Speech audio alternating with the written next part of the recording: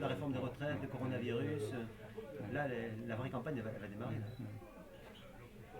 Je suis pas sûr qu'ils soient débarrassés du coronavirus. Ça, c'est pas sûr. C'est pas sûr. Ils en font des caisses. C'est très bizarre. C'est toujours.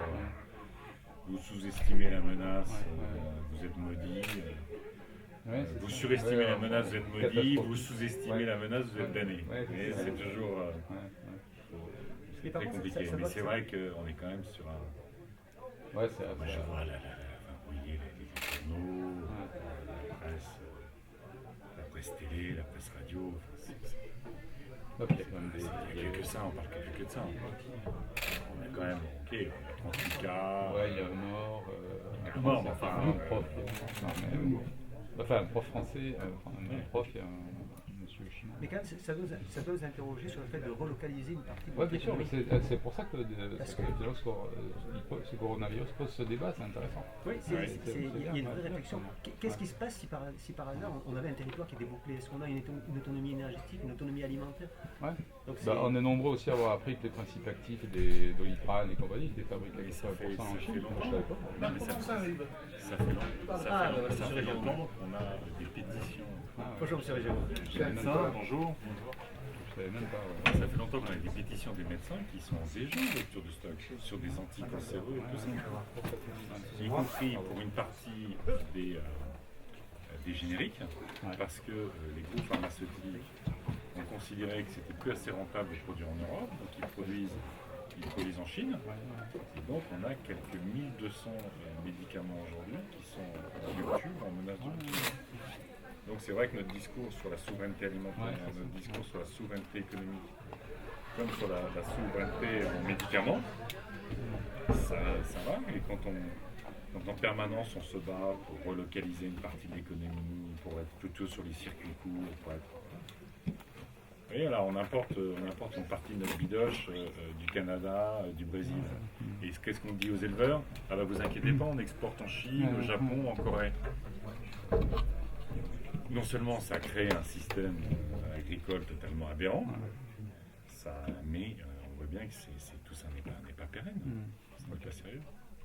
Voilà. Voilà, on va commencer. Puis surtout nous on est là pour accueillir Yannick qui est venu soutenir notre liste parce que on pense qu'on va gagner. On pense que qu'Avignon il y a vraiment cette envie de changement. Vous pensez que vous êtes le prochain maire d'Avignon? Je pense que je suis le prochain maire d'Avignon. Et je dirais même prochain président du Grand Avignon.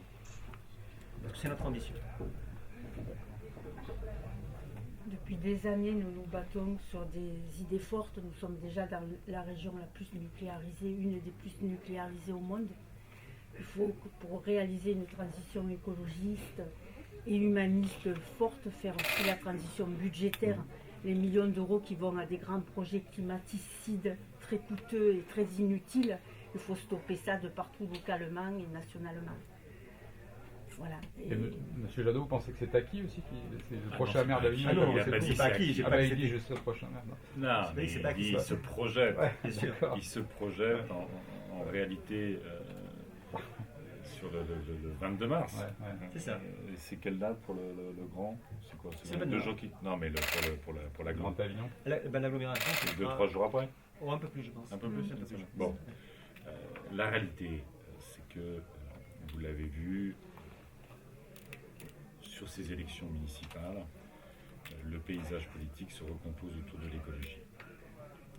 L'enjeu des transports, du logement, de l'agriculture et de la qualité de l'alimentation, l'enjeu de la pollution de l'air, et puis évidemment tout ce qui relève des emplois liés à ces priorités, emplois locaux, emplois pour les jeunes, je l'ai dit, création de PME, d'emplois d'artisans, d'entreprises, ça correspond incontestablement à la nécessité du moment.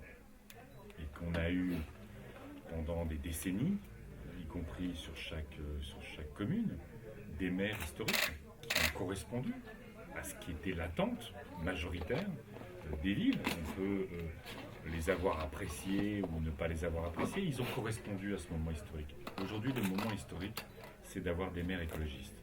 Parce qu'il nous faut traiter tous ces sujets que tout le monde reprend, mais il faut le traiter avec détermination, il faut le traiter avec tempérament, et il faut le traiter avec cohérence. Il n'y a que dans ce triptyque détermination, cohérence et sincérité que vous pouvez emmener les citoyens. Sinon, les gens, ils comprennent rien. Parce que vous leur dites, y compris le temps de la campagne électorale, ah, tout le monde parle d'écologie, donc je vais aussi vous parler d'écologie. Mais une fois qu'on est élu, évidemment, l'ambition se réduit. Et là, les habitantes et les habitants n'y comprennent rien. Ils disent, il faut lutter contre la pollution de l'air, mais on va vous faire un méga axe routier. Il faut lutter contre la disparition des terres agricoles, mais on va construire je ne sais pas combien qui vont sacrifier des hectares. Donc à un moment donné, je crois que nos concitoyens sont prêts à entendre, à voter pour des écologistes, parce qu'on est prêt, parce que vous l'avez vu sur cette liste, et vous savez que j'insiste souvent là-dessus, l'écologie, c'est aussi la matrice qui recompose l'économie. Vous avez vu le nombre de responsables historiques des entreprises, je pense à Dominique Talley, mais d'entrepreneurs qui ont rejoint cette liste parce qu'ils savent aujourd'hui que l'économie doit prendre sa part de responsabilité. Et donc on est dans ce moment où tout le monde, ce que je disais ce matin, tout le monde a une Greta Thunberg à la maison.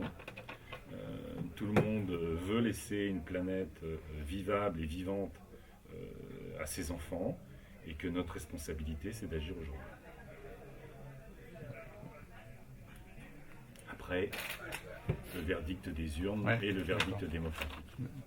Si on est dans la configuration de second tour, vous serez, qu'est-ce qui se passe au second tour si vous êtes présent, si Anne-Sophie Rigaud est présente, vous faites quoi? Parce qu'aujourd'hui, vous appelez Madame L à prendre ses responsabilités, et M. Jadot dit hier que c'est vous qui allez prendre vos responsabilités. Vous dites on prendra nos responsabilités entre les deux tours. Mais nous, les écologistes, je vais répondre pour moi, les écologistes, on a toujours pris nos responsabilités pour que le Front National, ou le Rassemblement National aujourd'hui, ne gagne pas des élections. Mais notre première responsabilité, et je vais arriver sur le point précis de la question, c'est de combattre tous les jours le Rassemblement National. Si vous voulez, on est dans une configuration où le Rassemblement National s'approche toujours plus du pouvoir, et ceux qui prétendent être le rempart, la digue à l'extrême droite, sont ceux qui alimentent souvent le Rassemblement National. Quand vous abandonnez les services publics, quand il y a plus d'inégalités, quand vous ne traitez pas la question de la pauvreté, vous alimentez le Front National. Et je trouve que c'est toujours un peu cocasse que le jour de l'élection, tout le monde se dise « Ah là là, soyons tous républicains ». Non, être républicain, c'est apporter des réponses à nos concitoyens. Et donc on prendra nos responsabilités au sens où on fera en sorte que le Rassemblement National ne gagne pas l'élection. Après, sur le cas spécifique d'Avignon, voilà, Jean-Pierre va vous répondre, mais c'est très clair. Ben, ce sondage ne change rien à la donne. Ce qu'on a dit depuis le début reste la même chose. Si nous arrivons premier, nous ferons appel aux autres forces pour nous rejoindre, et sans problème. Donc on l'a déjà dit clairement, nous on n'a aucun problème avec le maire sortant qui nous rejoigne. Donc ça, on l'a dit depuis le début et on continue de le dire. Et si nous sommes seconds, pareil, nous rejoindrons une coalition pour s'opposer au Rassemblement National. On n'a aucun problème avec ça. Le fait est que nous, on a des oppositions très fortes avec le maire par rapport à un certain nombre de projets. Cette autoroute urbaine qui doit traverser la ceinture verte, pour nous c'est inacceptable. C'est sûr que ça va faire une opposition de principe avec le maire. Mais je pense qu'elle est prête à changer. De plus en plus de personnes réalisent, j'entendais le président du Grand Avignon la dernière fois, qui pour la première fois disait peut-être qu'il faut quand même réfléchir à ne pas construire un viaduc sur la Durance pour traverser la ceinture verte. On est en train de faire changer les opinions. Et tout le monde est en train de comprendre que ce que nous disions à une époque, on nous prenait pour les utopistes. Les utopistes, aujourd'hui, sont ceux qui pensent qu'on peut faire comme hier. On ne peut plus faire comme hier. Ça, c'est la vraie utopie. Donc il faut changer et on incarne ce changement et je crois que de plus en plus de personnes le comprennent. Ça c'est un premier point de désaccord fondamental avec le maire. Le deuxième c'est cette digue qu'ils veulent construire sur la Barthelasse. On ne peut pas se dire écologiste au jour d'aujourd'hui et dire que sur une zone Natura 2000 on va détruire cette ripisylve et qu'on va abattre 7000 arbres. Ça n'est plus possible, c'était ce qu'on faisait au siècle dernier. Donc le maire doit comprendre que elle doit évoluer et on est devenu, en tout cas même le sondage, même si aussi farfelu soit-il, il nous place quand même comme la deuxième force politique sur Avignon. Il est clair que les écologistes sont la deuxième force politique sur Avignon, même ce sondage le dit. En cas de quadrangulaire au second tour, vous faites quoi? J'aimerais comprendre concrètement, vous savez peut-être pas maintenant. Ouais, vous savez, nous on est assez soucieux de respecter les échéances électorales. C'est pas les sondeurs qui décident et avant un second tour, il y a un premier tour. L'objectif des écologistes partout, c'est d'arriver en tête au premier tour, le plus fort possible au premier tour, pour que la coalition de second tour, s'il doit y avoir coalition, se fasse autour du projet écolo. Nous, notre détermination est de faire en sorte qu'il y ait des élus écologistes et des politiques écologiques qui répondent aux urgences. Nous lions depuis donc toujours on peut, si vous voulez, on peut prendre tous les scénarios possibles. Je sais pas si c'est intéressant en vrai. Oui, parce qu'après ça se traduira par du concret. Je ne permets pas d'évaluer ou de commenter votre point de vue. Mais je pense qu'en fait, les habitants, ils ont déjà envie d'avoir des réponses à leurs difficultés quotidiennes. Oui, bien sûr. Ils ont envie d'être accompagnés dans leurs projets. Et là, tout à l'heure, on va aller voir les entreprises. Il y a plein d'entreprises qui créent de l'emploi, qui offrent une perspective à la jeunesse et qui se disent aujourd'hui, faut que ce soit, on intègre totalement la contrainte écologique. C'est ça qui est intéressant, je pense, pour les habitants. Après, comment ça va se passer le premier et après le premier, le second tour, je pense qu'on aura une semaine pour en parler dans la presse pendant les négociations. Déjà, il faut que la population avignonnaise comprenne que depuis toujours, on lie l'écologie et le social. Ils sont intimement liés. On ne peut pas continuer à mettre des millions d'euros à des projets très climaticides qui nous font continuer à perdre toute notre biodiversité. Par exemple, le mauvais tracé Léo, en ceinture verte, SOS Barthelasse, abattre 7000 arbres, des projets qui vont coûter, pour le mauvais tracé Léo, qui coûterait 250 millions d'euros, sur SOS Barthelasse pour abattre 7000 arbres, autour de 16 millions d'euros. C'est une honte qu'on en soit encore là. Et que les autres partis politiques traditionnels soient toujours pour ces mauvais projets qui sont ultra climaticides, ultra coûteux, ultra inutiles. Avignon est une ville très pauvre. Il y a beaucoup de femmes seules qui élèvent seules des enfants.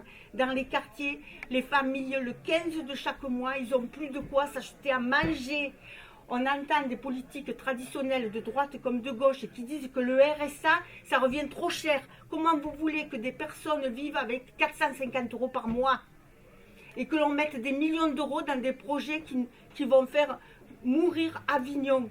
Il est inadmissible que tous ces partis politiques traditionnels veulent continuer depuis 40 ans ces projets qui représentent des millions d'euros. Il faut stopper ça. Il faut que la population avignonnaise sache qu'avec Jean-Pierre Cervantes, toute notre liste, nous sommes pour aider l'humain, le vivant, protéger la biodiversité qui nous reste. Moi, en tant que conseillère départementale écologiste du Vaucluse, je me bats depuis 5 ans contre ces projets, depuis 40 ans, contre ces projets climaticides, ultra coûteux pour les contribuables et inutiles. Nous nous battrons jusqu'à la fin, mais nous n'aurons pas ces projets. Et puis il y a aussi un point fondamental qui est un des éléments clés de notre campagne, c'est la gratuité des transports en commun. Ouais. Donc là, il commence à y avoir de plus en plus de personnes qui se disent effectivement sur Avignon ça devient une nécessité. Et quid également de la continuation du tram. Nous sommes favorables à la deuxième ligne du tram. Le maire ne s'est pas prononcé sur cette chose-là, où déjà le conseil communautaire a déjà décidé cette deuxième ligne. Est-ce que le maire va encore faire ce qu'il a fait au premier mandat, c'est-à-dire avoir un mandat ce mandat, ça a été l'opposition dogmatique contre le projet du tram du maire. Donc il va falloir, avec le maire, nous sommes prêts à discuter, mais il y a des choses qu'on ne peut pas ignorer au jour d'aujourd'hui. Il y a une urgence climatique, et cette urgence climatique doit se traduire par des choses très concrètes. C'est ce que disait Yannick Jadot. Les gens, c'est pas la peine de leur parler de pourcentage par rapport au dégagement de gaz à effet de serre. Ce qu'ils veulent, ce sont des mesures concrètes au jour le jour. Et c'est ça l'écologie que nous, on veut incarner, c'est l'écologie au quotidien. Est-ce que les Verts doivent toujours être classés à gauche aujourd'hui ou est-ce qu'il faut faire exploser les clivages partisans? Je pense que dans tout ce qui a été dit sur la gestion municipale des dernières années, voire des dernières décennies, on voit que si vous voulez, les valeurs de l'écologie, c'est la justice sociale, c'est l'égalité des droits, c'est la défense des libertés. Et ces valeurs-là, elles ont une histoire dans le terrain politique. Mais on voit que ce clivage gauche-droite, il n'est pas suffisamment opérant, il ne suffit pas sur la question de l'écologie. Regardez cette liste. Aujourd'hui, vous avez plein de personnes qui rejoignent l'écologie en se disant vous avez raison, soit parce qu'ils ont une Greta Thunberg à la maison qui leur a ouvert les yeux, soit parce qu'ils lisent simplement les rapports scientifiques et puis ils voient comment on est impacté dans nos chairs quasiment quand il y a la canicule, quand il y a la sécheresse, quand il y a les inondations, quand il y a la pollution des pesticides. Donc aujourd'hui, l'écologie dépasse ce clivage-là, a des valeurs très fortes. Moi, j'ai jamais dit ni gauche ni droite. J'ai dit, moi, mon histoire, elle est de gauche.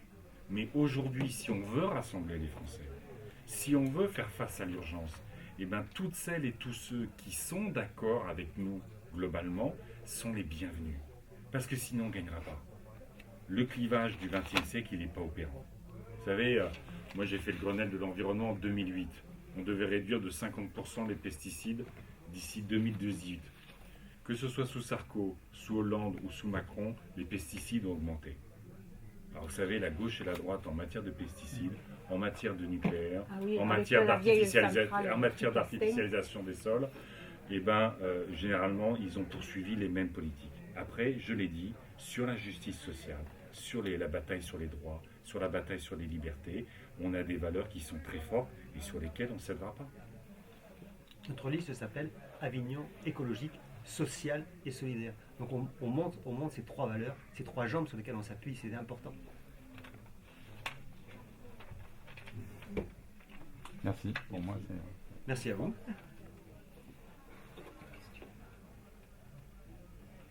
Vous êtes arrivé pile poil pour la question en fait. Pardon? Vous êtes arrivé pile poil pour la question vidéo. Ouais, mais ça va.